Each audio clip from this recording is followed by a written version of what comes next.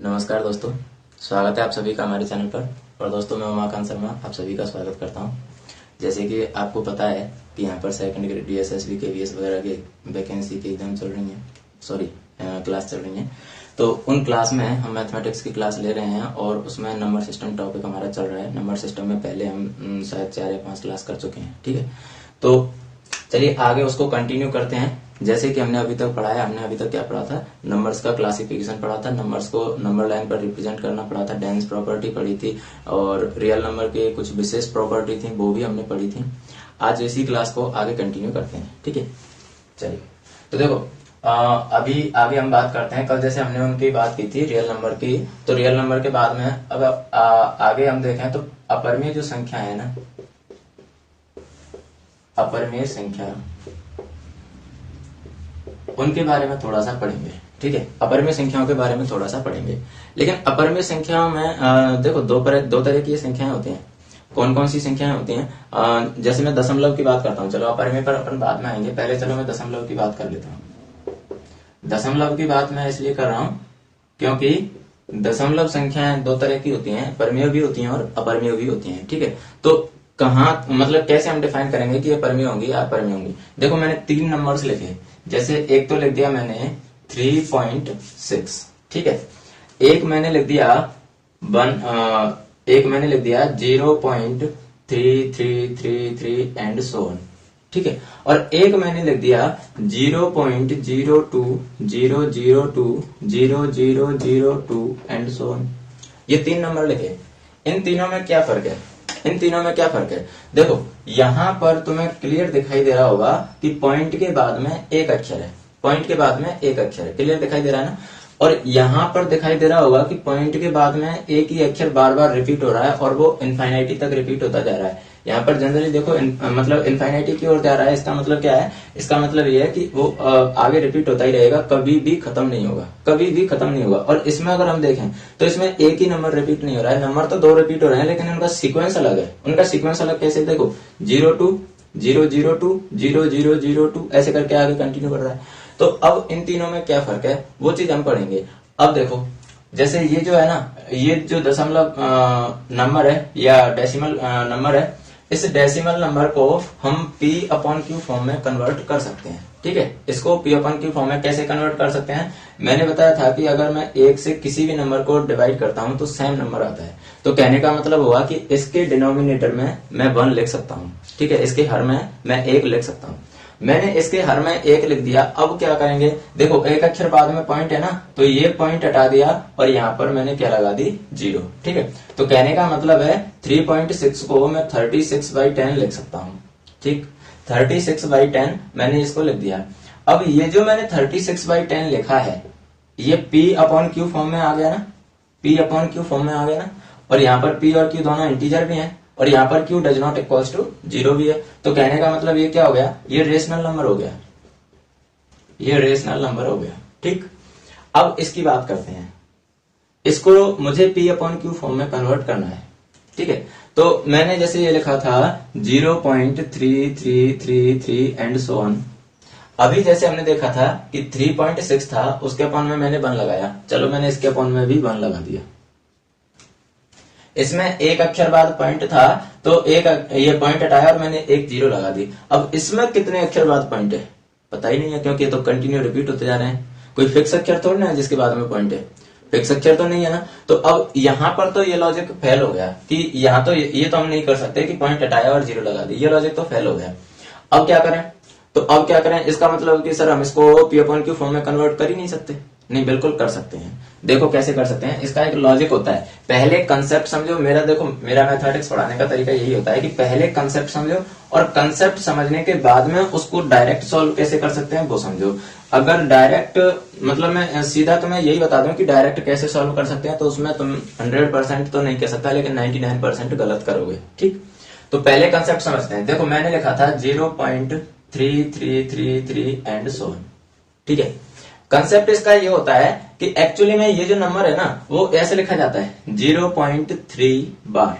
जितने number repeat होते हैं ना उस पर बार लगा होता है। ये ऊपर जो लाइन लगा दी जाती है ना इसको बार बोलते हैं, ठीक है। तो ये जो बार लगा होता है इसका मतलब है कि ये नंबर रिपीट होते जा रहे हैं, ठीक, ये नंबर रिपीट होते जा रहे हैं। अब ये नंबर जब रिपीट हो रहे हैं मतलब ये लिखो या ये लिखो, दोनों का एक ही मतलब होगा, ठीक है।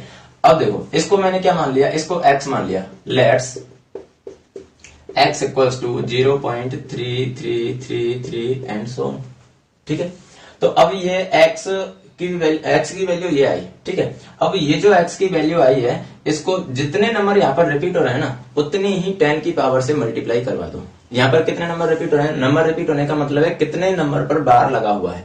एक ही नंबर है ना, एक ही नंबर है जो रिपीट हो रहा है, केवल 3 ही ऐसा नंबर है जो रिपीट हो रहा है। इसलिए मैं इसको तो मैं इक्वेशन नंबर 1 दे देता हूं और इसको मैं 10 से मल्टीप्लाई करवा देता हूं, ठीक है। इक्वेशन नंबर 1 को मैंने 10 से मल्टीप्लाई करवाया तो 10 इंटू एक्स करेंगे, ये तो 10 इंटू एक्स आ गया। और इधर क्या आ जाएगा, ये जो पॉइंट है 10 से मल्टीप्लाई करवा रहे हैं इसलिए एक अक्षर बाद में खिसक जाएगा और ये आ जाएगा 3.3333 एंड सो ऑन, ऐसे आ जाएगा। कैसे आया ये सर, समझ में नहीं आया ये कैसे आया, कोई बात नहीं, देख लो।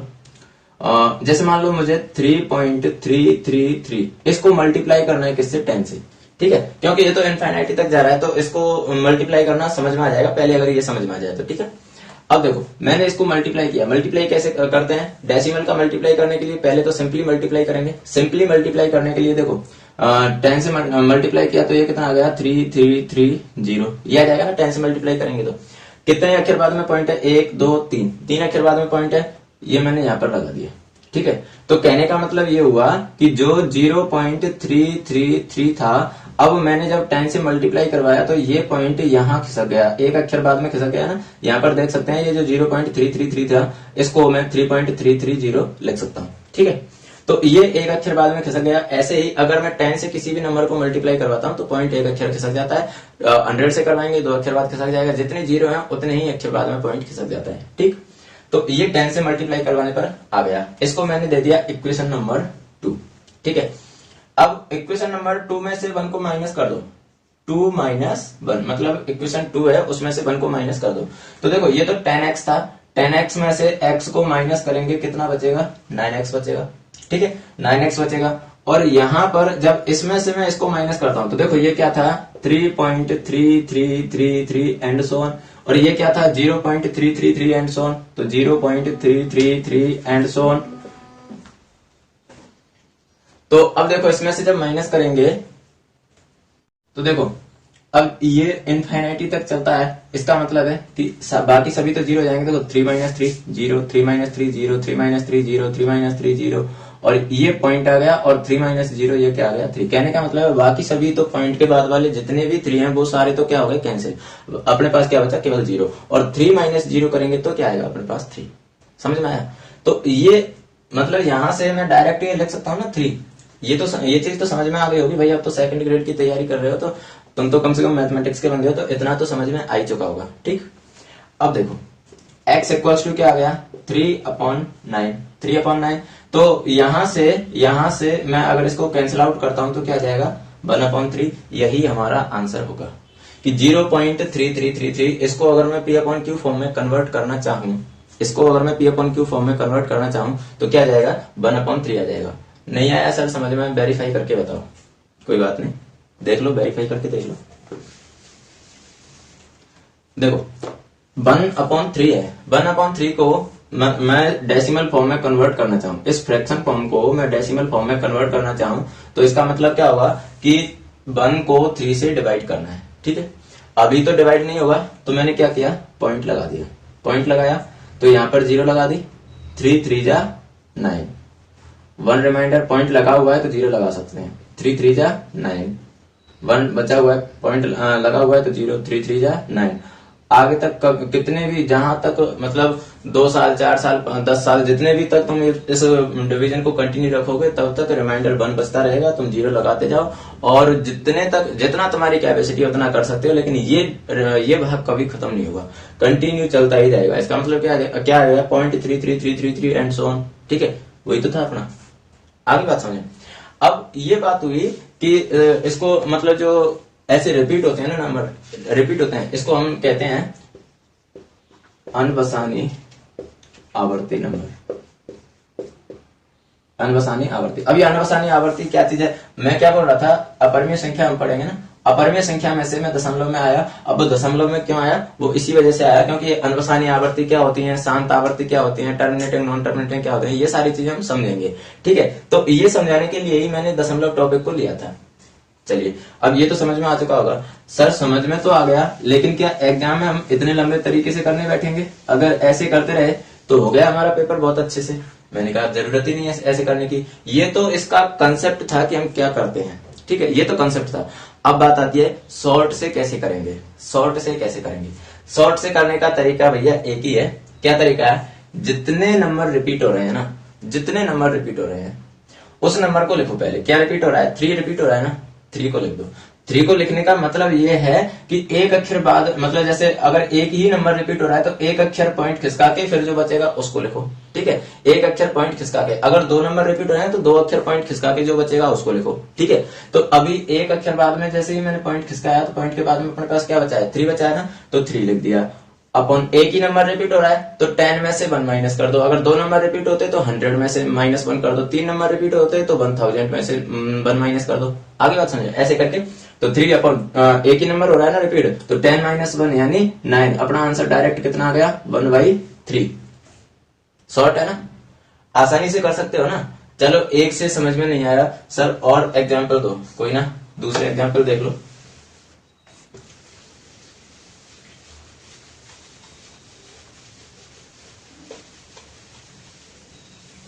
देखो, अभी और इसके एग्जाम्पल लेंगे, और एग्जाम्पल लेने से पहले थोड़ा सा अपरिमेय संख्या के बारे में मैं बता देता हूँ। ठीक है, सॉरी, अपरिमेय संख्या के बारे में बता देता हूँ। अपरिमेय संख्या के बारे में मैं बता दूं तो ये 2 तरह की होती है। 2 तरह की कैसी होती है, परिमेय या अपरिमेय ऐसे समझो तुम तो कि दशमलव संख्या 2 तरह की होती है। दशमलव संख्या, ये दशमलव संख्या 2 तरह की होती है। कौन कौन सी होती है सर, देखो, एक तो शांत और एक होती है अशांत आवर्ती। अशांत आवर्ती, अशांत आवर्ती को ही हम अनवसानी आवर्ती भी कहते हैं, अशांत अनवसानी आवर्ती। और इनको पहचानते कैसे हैं वो चीज समझ लो। शांत को इंग्लिश में कहेंगे terminating number, terminating number, terminating decimal number है ना, डेसिमल नंबर। और इसको कहते हैं नॉन टर्मिनेटिंग,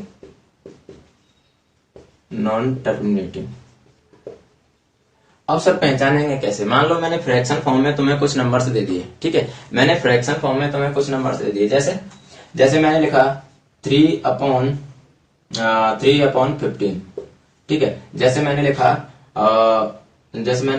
12/7, जैसे मैंने लिखा 5/19, जैसे मैंने लिखा जैसे मान लो मैंने लिख दिया 17/8। और जैसे और एग्जांपल ले लेते हैं, जैसे 27/25। ये मैंने कुछ एग्जांपल्स दिए। अब ये एग्जांपल्स आ गए हमें और इनमें से पूछ लिया कि टर्मिनेटिंग और नॉन टर्मिनेटिंग बताना है, कौन सा टर्मिनेटिंग होगा कौन सा नॉन टर्मिनेटिंग होगा। तो देखो कैसे पहचानेंगे टर्मिनेटिंग नॉन टर्मिनेटिंग का, एक ही मतलब है टर्मिनेटिंग का तो कि अगर हम भाग दे रहे हैं, भाई भाग तो डिनोमिनेटर से ही देते हैं ना, अगर हम भाग दे रहे हैं तो भाग देने के बाद में अगर पूरा पूरा भाग चला जाए, भले ही वो पॉइंट देने के बाद में जाए, अगर पूरा पूरा भाग चला जाता है तब तो वो होगा शांत या फिर टर्मिनेटिंग डेसिमल नंबर। ठीक, अगर पूरा पूरा भाग नहीं जाता है तो कैसा होगा, अशांत आवर्ती यानी नॉन टर्मिनेटिंग डेसिमल नंबर। समझ में आया। अब पूरा पूरा भाग कैसे जाता है कैसे नहीं जाता है वो चीज समझो। जैसे हमने अभी एग्जांपल लिया था, मैंने प्रूव करके बताया था ना 0.3333 एंड सो ऑन, जो अपना क्वेश्चन था 0.333 एंड सो ऑन। ये जो क्वेश्चन था इसका आंसर अपने पास P/Q फॉर्म में क्या आया था, 1/3। अब मैंने जब इसको वेरीफाई करके बताया था कि 1 को 3 से डिवाइड करो तो पॉइंट लगाया, डेसिमल लगा दिया, तो 3 3 जा 9, फिर 1, फिर 0, फिर ये 3 3 जा 9, फिर 1, और ये आगे कंटिन्यू चलता रहेगा। कहने का मतलब 0.3333 रिपीट होता रहेगा, कभी भी ये डिवीजन खत्म नहीं होगा। जब ये डिवीजन खत्म नहीं होता है वो कौन सा होता है, नॉन टर्मिनेटिंग होता है। नॉन टर्मिनेटिंग होता है। समझ में आया? और जहां पर ये डिवीजन खत्म हो जाए, जैसे मान लो मैंने एक लिखा है, जैसे चलो इसको ही ले लेते हैं 17/8, ठीक है, ये टर्मिनेटिंग होगा, ये टर्मिनेटिंग है। मैं बता देता हूं इनमें से कौन कौन से टर्मिनेटिंग है, कौन कौन से नॉन टर्मिनेटिंग है। ये टर्मिनेटिंग है, ठीक है, और ये नॉन टर्मिनेटिंग है, ये नॉन टर्मिनेटिंग है, ये नॉन टर्मिनेटिंग है, ये टर्मिनेटिंग है, और ये भी टर्मिनेटिंग है। कैसे पता चला? सर रट के आ गए होंगे, है ना? नहीं, मैथमेटिक्स में रटा नहीं जा सकता कुछ भी, लॉजिक होता है इसका। बताऊंगा मैं क्या लॉजिक है और कैसे डायरेक्ट हम पहचान सकते हैं। देखो ये टर्मिनेटिंग कैसे है, 17 को 8 से डिवाइड किया, 8 2 जा 16, रिमाइंडर 1, पॉइंट लगाया 0, 8 1 जा 8, और रिमाइंडर 2, पॉइंट लगा हुआ है इसलिए 0 लगा सकते हैं, 8 2 जा 16, रिमाइंडर 4, 0, 8 5 जा 40, रिमाइंडर 0, रिमाइंडर 0 आ चुका ना, रिमाइंडर 0। इसका मतलब है डेसिमल के बाद में एटलीस्ट ये डिवीजन खत्म तो हो रहा है, रिपीट तो नहीं हो रहा, इसकी तरह रिपीट तो नहीं हो रहा, ठीक है, इसकी तरह रिपीट तो नहीं हो रहा। अब रिपीट नहीं हो रहा तो इसलिए देखो ये जब पूरा का पूरा डिवीजन इसमें जा चुका है, रिपीट नहीं हो रहा है, इसलिए ये क्या हो जाएगा, टर्मिनेटिंग डेसिमल नंबर हो जाएगा, ठीक है। अब बात आती है कि नॉन टर्मिनेटिंग क्या होते हैं। तो नॉन टर्मिनेटिंग में बता चुका हूं, जो भाग देने के बाद में कभी भी खत्म ना हो वो क्या होंगे, नॉन टर्मिनेटिंग होंगे। वो चीज तो ठीक है सर, लेकिन ये अभी डायरेक्ट कैसे पता लगा लिया कि कौन सा टर्मिनेटिंग होगा, कौन सा नॉन टर्मिनेटिंग होगा? क्या एग्जाम में अगर हमसे पूछ लेता है कि कौन सा टर्मिनेटिंग है, कौन सा नॉन टर्मिनेटिंग है, कौन सा शांत है, कौन सा अशांत है, तो क्या हम बार बार ऐसे भाग दे के चेक करेंगे? मैंने कहा नहीं, जरूरत ही नहीं है। तो जरूरत नहीं है तो फिर कैसे पता लगाएंगे, वो चीज समझो। देखो ये एग्जाम्पल्स तो मैं लिखे रहने देता हूं ताकि तुम्हें समझ में आए, और बाकी ये मैं मिटा देता हूं, ऊपर से जो फ्लो चार्ट बनाया हुआ है ये मिटा देता हूं ताकि मैं समझा सकूं। तो देखो जैसे मैंने लिखा, कोई भी एक नंबर लिखा फ्रैक्शन फॉर्म में, तो एक चीज हमेशा ध्यान रख लो कि जो बी है ना, मतलब बी का मतलब क्या, हर या डिनोमिनेटर, ठीक है। जो हर है या जो डिनोमिनेटर है, उस डिनोमिनेटर में केवल 2 के फैक्टर आए, मतलब 2 की पावर कितनी भी हो, ठीक है, 2 की पावर कितनी भी हो, 2 के मल्टीपल आए, 2 की पावर n लिख देता हूं मैं, ठीक है, या फिर 5 के मल्टीपल आए, 5 की मैं पावर m लिख देता हूं, या तो केवल 2 के आए, या केवल 5 के आए, या फिर 2 और 5 दोनों के आए। अगर ये तीनों कंडीशन बनती हैं तब तो वो कौन सा होगा, तब तो वो होगा टर्मिनेटिंग। इसके अलावा अगर कोई और फैक्टर आ जाए, 2 और 5 के अलावा कोई दूसरा फैक्टर आ गया, बिना देखे क्या लगा सकते हैं हम, नॉन टर्मिनेटिंग लगा सकते हैं। आगे बात समझे?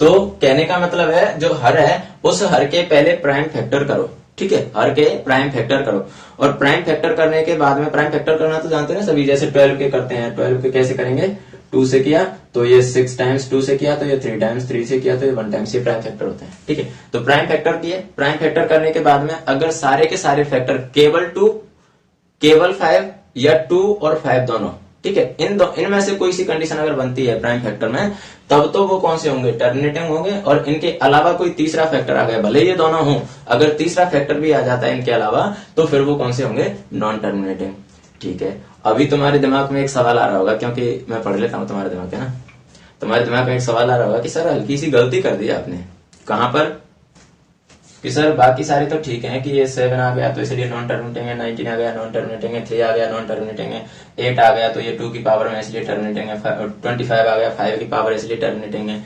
लेकिन यहां पर अगर मैं 15 के फैक्टर करूं तो 15 के फैक्टर क्या होते हैं, 15 के फैक्टर होते हैं 3 into 5, सर 3 आ चुका है, इसलिए सॉरी, इसलिए ये नॉन टर्मिनेटिंग होना चाहिए, लेकिन आपने अभी टर्मिनेटिंग लिखा हुआ है। तो भाई मेरे से बिल्कुल कोई गलती नहीं हुई है, मैंने बिल्कुल सोच समझ के लिखा हुआ है टर्मिनेटिंग। क्यों लिखा हुआ है कि हमेशा ध्यान रखना, कोई भी फ्रैक्शन हो उस फ्रैक्शन की सिंपलेस्ट फॉर्म लिखी जाती है। आगे बात समझिए, सिंपलेस्ट फॉर्म का मतलब क्या होता है, non reducible form. Non reducible क्या होती है कि सर उसकी सबसे छोटी फॉर्म। अब सबसे छोटी फॉर्म का मतलब जिसका HCF1 हो, HCF1 का मतलब जिसमें कोई कॉमन फैक्टर ना हो। आगे बात समझिए, अभी अगर मैं इसमें बात करूं 3/15, तो देखो ऊपर तो 3 का 3 रहेगा, इसके तो कोई प्राइम फैक्टर नहीं होंगे, लेकिन नीचे वाले के प्राइम फैक्टर क्या हो जाएंगे 3 into 5 और 3 से 3 कैंसिल आउट, यानी 1/5 इसकी नॉन रिड्यूसिबल फॉर्म होगी, यानी सबसे छोटी फॉर्म होगी, सबसे सिंपलेस्ट फॉर्म होगी। सिंपलेस्ट फॉर्म 1/5 है जिसमें कि प्राइम फैक्टर क्या है 5। आगे बात समझे, इसलिए ये टर्मिनेटिंग होगा। तो डायरेक्ट ये दिमाग में नहीं रखना है कि केवल डिनोमिनेटर को देखा और जैसे कि सर ने बताया था कि अगर केवल 2 और 5 आ गया तो तब तो टर्मिनेटिंग, और 2 और 5 के अलावा कोई और आ गया तो नॉन टर्मिनेटिंग। भाई पहले ये भी चेक कर लेना है कि वो सिंपलेस्ट फॉर्म में होगी या नहीं होगी। समझ में आया, सिंपलेस्ट फॉर्म में होगी या नहीं होगी, ये चीज भी हमें चेक कर लेनी है। तो अब टर्मिनेटिंग और नॉन टर्मिनेटिंग को बिना भाग दिए हुए चेक कर सकते हैं ना, अब तो दिक्कत नहीं आएगी। चलिए आगे देखते हैं।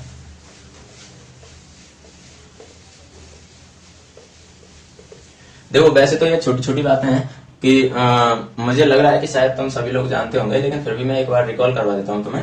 जैसे मैंने लिखा 12.3579, ठीक है, ये मैंने लिखा, ये 3 पार्ट में होता है। जो भी डेसिमल नंबर होता है वो हमेशा 3 पार्ट में डिवाइड होता है। 3 पार्ट कौन कौन से होते हैं इसका, ये जो डेसिमल से पहले जो भी नंबर है ना, इसको तो हम क्या कहते हैं, इसको कहते हैं हम होल नंबर यानी पूर्ण संख्या, ठीक है। और ये जो पॉइंट लगा हुआ है इसको कहते हैं हम डेसिमल पॉइंट। और ये जो पॉइंट के बाद वाले जो नंबर है इसको हम कहते हैं डेसिमल पार्ट। होल नंबर या पूर्ण संख्या, डेसिमल पॉइंट या दशमलव बिंदु, डेसिमल पार्ट यानी दशमलव भाग, ये इनका मतलब होता है, ठीक है। क्योंकि कई बार हम क्वेश्चन में इनका यूज करेंगे तो फिर बाद में अगर किसी को नहीं आते हो तो मैंने बता दिया है कि ये क्या चीज होती है, क्योंकि बाद में तुम बोलो कि सर ये डेसिमल पार्ट क्या चीज है, डेसिमल पॉइंट क्या चीज है, तो इसलिए मैंने बता दिया है, ठीक है। बाकी मुझे लगता है कि सभी जानते होंगे ये चीजें। चलिए आगे बात करते हैं। मैंने कुछ और क्वेश्चंस लिखे हैं, जैसे मान लो मैं लिख देता हूं 0.47 बार, ये मैंने लिख दिया और मैंने कह दिया कि इसको P/Q फॉर्म में कन्वर्ट कर सकते हैं। जिसके ऊपर बार लगा हुआ है उसको हम P/Q फॉर्म में कन्वर्ट कर सकते हैं। तो अब देखो कैसे करेंगे, मैंने क्या बोला, जितने नंबर पर बार लगा हुआ है ना, जितने नंबर पर बार लगा हुआ है पहले तो उसको लिख दो। पहले मैं डायरेक्ट मेथड से बता रहा हूँ, उसके बाद में मैं पूरा वेरीफाई करके बता दूंगा, ठीक है।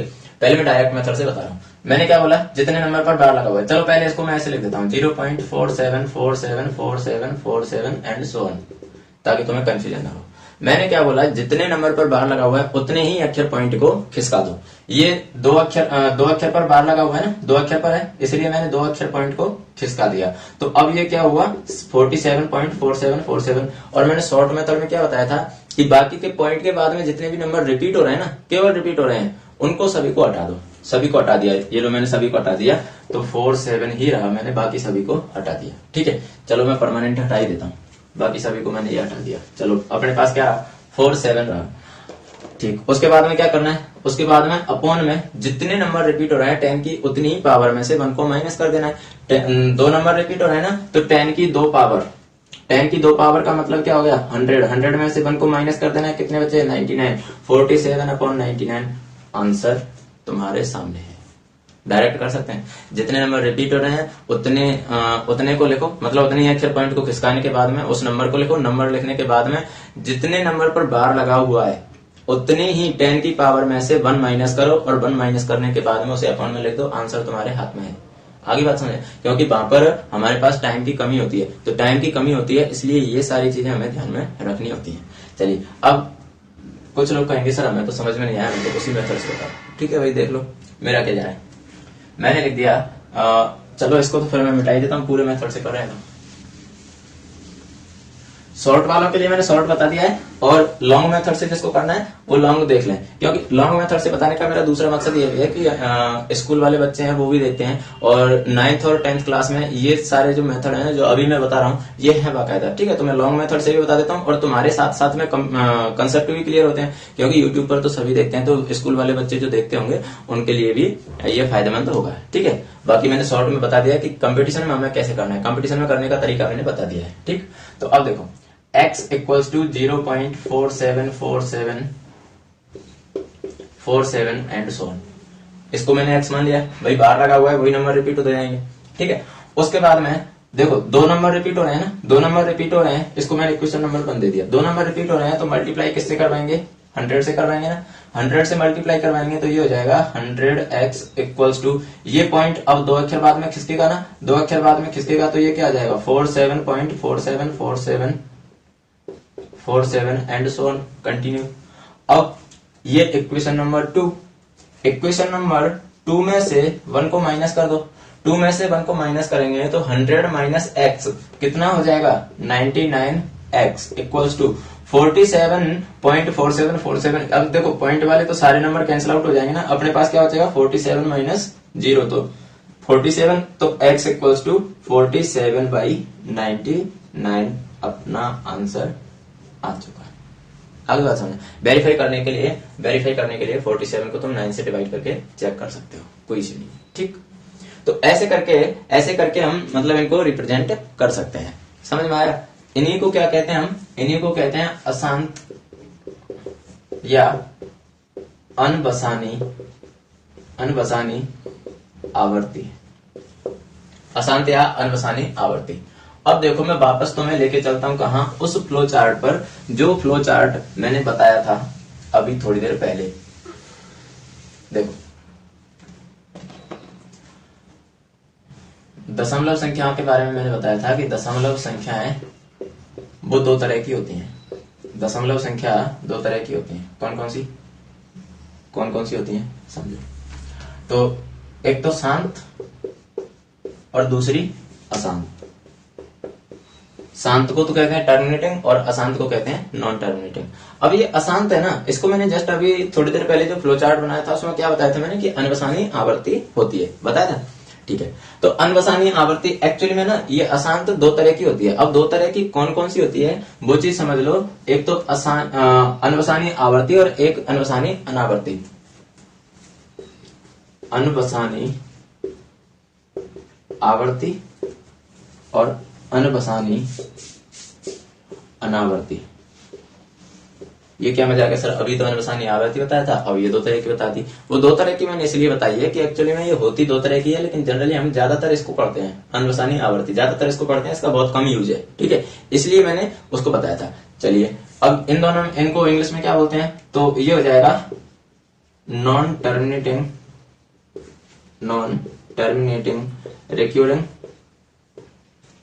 Recurring decimal number. ये इस नंबर का एड्रेस नहीं है भाई, नंबर का नाम ही है ना। कहीं ये सोच लो कि पूरा एड्रेस बता दिया सर ने, गली नंबर कितना है, मकान नंबर कितना है, एड्रेस नहीं, पूरा नंबर का नाम ही है। ये क्या आ जाएगी नॉन टर्मिनेटिंग